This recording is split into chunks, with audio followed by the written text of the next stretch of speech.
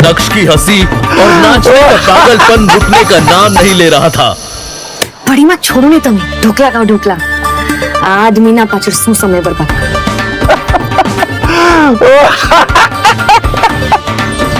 सुबह से शाम हो गई, लेकिन रह रहकर नक्श का पागलपन अभी भी जावेरी खानदान के घर में सुनाई दे रहा था। वो अलग बात है कि अब उस पागलपन को सुनने वाला कोई नहीं था। अचानक नक्श को ऑफिस में देखकर भानुशाली ग्रुप के एम्प्लॉयज शॉक्ड हो गए। अरे देखो देखो, ये तो नक्श है ना, लेकिन ये यहाँ क्या कर रहे हैं? मैंने तो सुना है कि आजकल ये गरीबों से भी बदतर जिंदगी जी रहा है। अभी लोगों के बीच में कानाफूसी चल ही रही थी कि तभी एक आदमी ने कहा, मुझे लगता है कि ये बड़े साहब से नौकरी मांगने आया होगा। एक तरफ भानुशाली ग्रुप के कुछ लोग नक्श का मजाक बना रहे थे, तो दूसरी तरफ कुछ ऐसे भी लोग थे जिन्हें नक्श के डैड पर बहुत भरोसा था और वो सभी नक्श को देखकर बहुत खुश थे। अब आए ऊट पहाड़ के नीचे, यही सही समय है और इन्हें मेरी जरूरत भी है, मजा आना चाहिए। कैबिन में बैठे यशवर्धन को भी नक्श का बड़ी बेसब्री से इंतजार था। अब यशवर्धन, भानुशाली और नक्श एक दूसरे के आमने सामने खड़े थे, लेकिन दोनों में से किसी के भी मुंह से एक शब्द भी बाहर नहीं निकल रहा था। यशवर्धन और नक्श की इस मीटिंग को देखकर ऑफिस के बाकी एम्प्लॉयज भी हैरान हो गए कि अब आगे क्या होगा। चलो आओ अंदर, आराम से बैठ के बात करते हैं। नक्श बेवकूफ नहीं था। यशवर्धन के इस इशारे को वो अच्छे से समझ पा रहा था।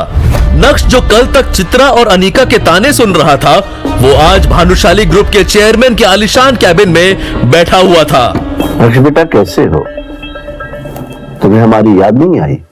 नक्श को यशवर्धन, भानुशाली की भावुक बातों से कोई फर्क नहीं पड़ रहा था, क्योंकि उसे पता था ये सब एक दिखावा है। जिस काम के लिए आपने मुझे यहाँ बुलाया है, जो बात करने के लिए आपने मुझे यहाँ पे बुलाया है, उसकी बात करें। ये सब बातें तो आप कल भी फोन पे कर चुके हैं, है ना मिस्टर भानुशाली? नक्श बेटा, तुम मेरे पोते हो तो मैं समझ सकता हूँ कि तुम ऐसा क्यों करो।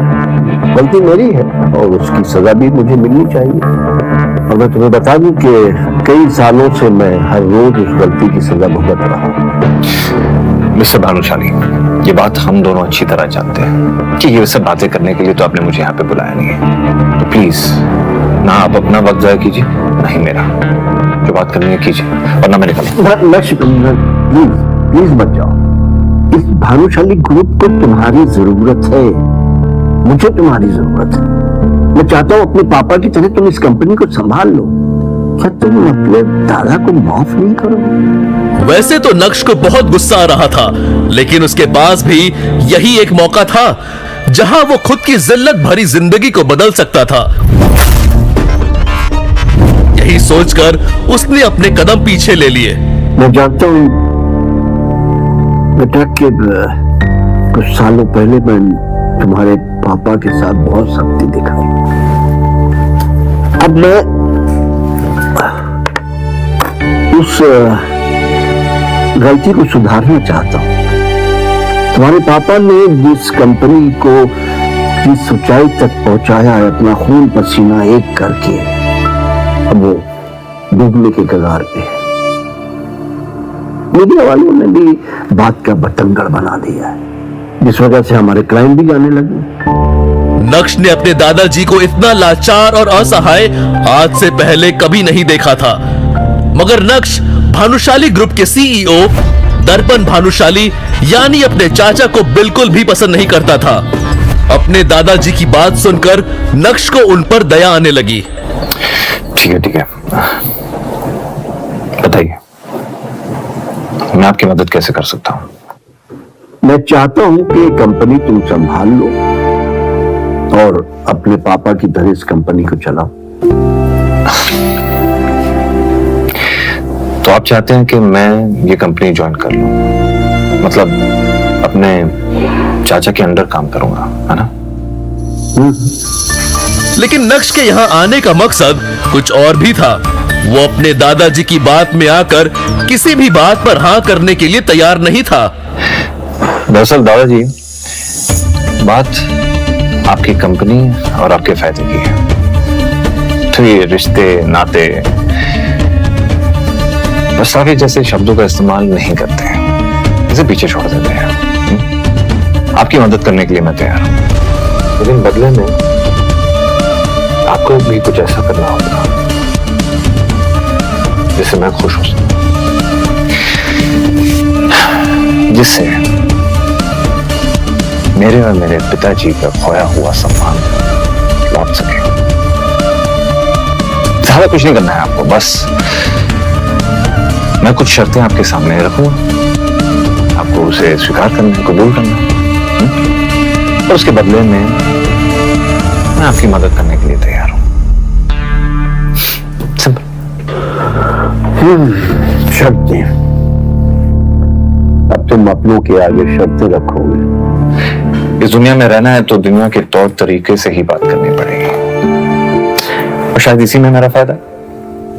वो कहना कि आपको मेरी जरूरत है, मुझे आपकी नहीं।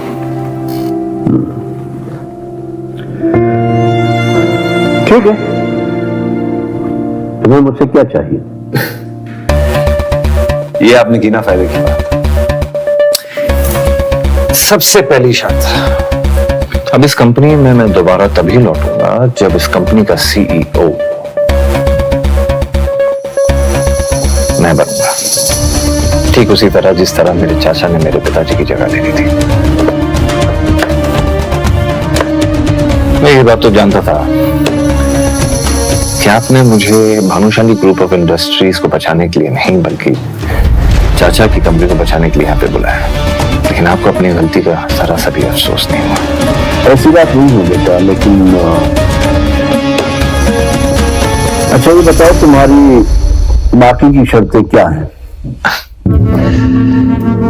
मेरी दूसरी शर्त यह है दादाजी कि इस कंपनी को मैं तभी ज्वाइन करूंगा जब इस कंपनी में काम करने की मुझे पूरी फ्रीडम मिलेगी। इस कंपनी में कितने पैसे आ रहे हैं, कितने पैसे जा रहे हैं, सब मेरी जुरिस्डिक्शन के अंदर होगा। सब ये समझ लीजिए कि अब ये कंपनी मेरे हिसाब से चलेगी।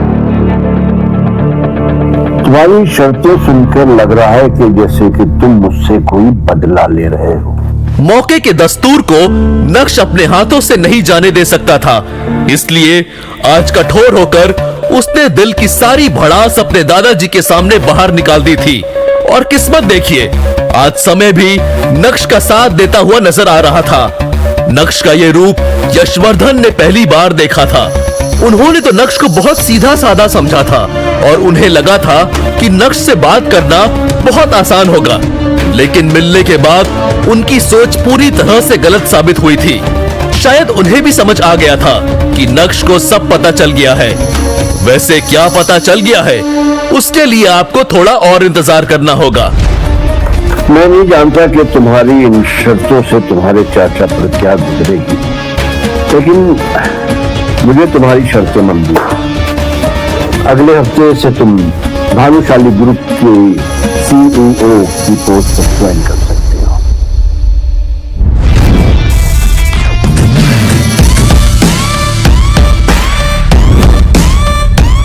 बात खत्म होते ही यशवर्धन ने सर झुका लिया, लेकिन नक्श भी वहां पूरी तैयारी के साथ आया था। इसलिए नक्श ने अपने दादाजी के सामने एक अग्रीमेंट पेपर रखा और उसे साइन करने के लिए कहा। ये क्या है? क्या तुम्हें मुझ पर भरोसा नहीं? अब जो कुछ भी मेरे परिवार पे गुजरा है उसके बाद तो आपके साइन पे ही मुझे भरोसा है। वैसे आपके लिए भी कॉपी लेके आया, बस ज्यादा सोचिए मत, फॉर्मेलिटीज को पूरा करते हैं। आखिरकार हूं तो मैं आपका पोता ही, है ना? और अपने पोते के लिए इतना तो कर ही सकते हैं, और इस बहाने शायद आपका पछतावा थोड़ा कम हो जाए।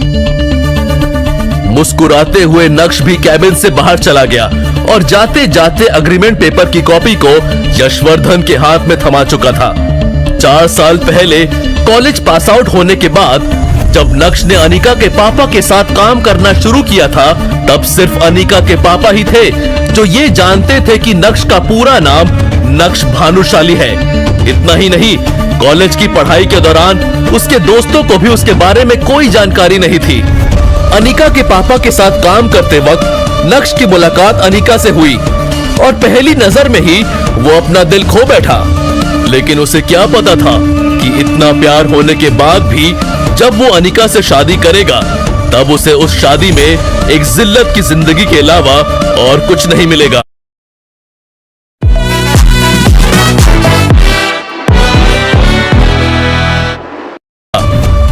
भले ही मैं अनिका को अपना सच इतनी जल्दी नहीं बताऊंगा, लेकिन आज मुझे महसूस हो रहा है कि मेरे अंदर कुछ बदल गया है। जैसे मेरे हाथों में कोई पावर आ गई है और अब मैं उन लोगों को जवाब दे सकता हूँ जो मुझ पर हंसते थे। बगावत की शुरुआत तो हो गई है और अब आगे आगे देखो होता है क्या। मैम, नक्श कहाँ है? कुछ बताकर गया, फोन नहीं उठा रहा। मने खबर नहीं, कल से उसका रूप बदल सा गया हुआ है। राक्षसों जैसा हंस रहा है, नाच रहा है, किसी को उसके बारे में कुछ नहीं पता। खाना बंद करो, ये तो पूरा दिन खाती रहती हो। अनिका, नक्श मनचला होता जा रहा है। मुझे लगता है उसे रास्ते पर लाना पड़ेगा। चित्रा और अनिका मिलकर नक्श के साथ क्या करने का सोच रहे थे और क्या वो नक्श का अब कुछ बिगाड़ भी पाएंगे? नक्श के बारे में ना तो अनिका कुछ जानती थी और ना ही नक्श के दोस्त। आखिर इसकी क्या वजह रही होगी? क्या नक्श को भी साइलेंट और वायलेंट रहना पसंद था? वैसे नक्श के नाचने और राक्षस की तरह हंसने के पीछे का क्या कारण था? क्या लॉटरी लग गई थी भाई साहब की? जानने के लिए सुनिए Insta Empire, only on Pocket FM।